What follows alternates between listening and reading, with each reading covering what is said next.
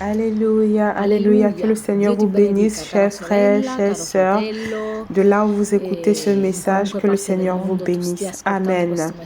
Donc, j'aimerais partager avec vous une parole brève. Comme vous le savez, je suis une personne très brève et précise. Un cher frère à moi me le disait toujours que je suis brève et précise.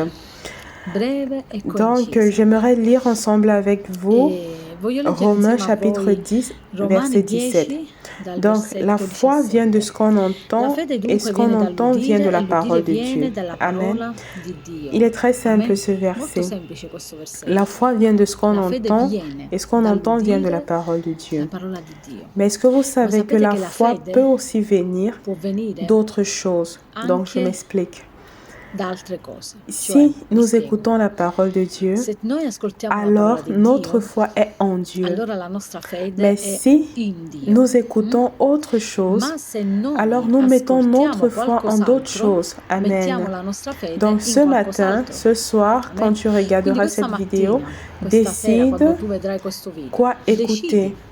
Décide à qui donner de l'espace dans ta vie. Et à quoi est-ce que tu donnes l'espace dans ta vie?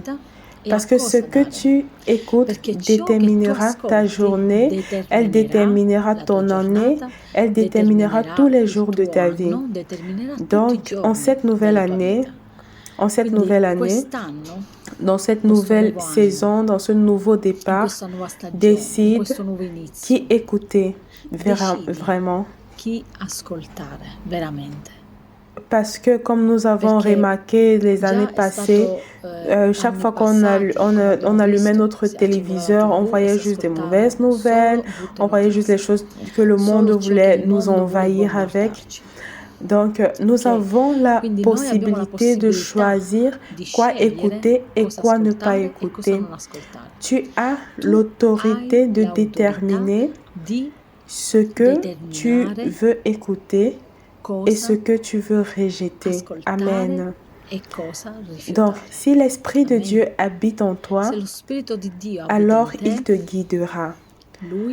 En ce matin, demande au Seigneur, Seigneur, aide-moi. Seigneur, guide-moi dans ce que je dois faire, dans ce que je dois écouter, sur quoi est-ce que je dois me focaliser? Quel est ton objectif en cette année 2022? Sur quoi est-ce que tes regards sont focalisés en cette année 2022? Amen. Focalise tes regards sur les choses que le Seigneur met devant toi.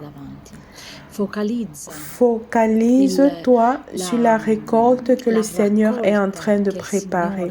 Parce que le Seigneur est en train de préparer sa rentrée. Et plus le temps s'approche, plus l'ennemi est déchaîné. Et plus nous, en tant qu'enfants de Dieu, nous devons avancer dans le royaume de Dieu. Nous sommes la lumière et non les ténèbres. Nous étions dans les ténèbres, mais le Seigneur nous a libérés. Il nous a fait sortir des ténèbres pour pouvoir aider d'autres personnes, pour pouvoir aider d'autres hommes à sortir des ténèbres. Et donc, nous, en tant qu'enfants de Dieu, nous devons parler. Et plus nous écoutons la parole de Dieu, plus on se nourrit de la parole de Dieu, on se nourrit du Saint-Esprit. Et plus on est capable, plus on est fort et on a la capacité de porter d'autres personnes dans le royaume de Dieu.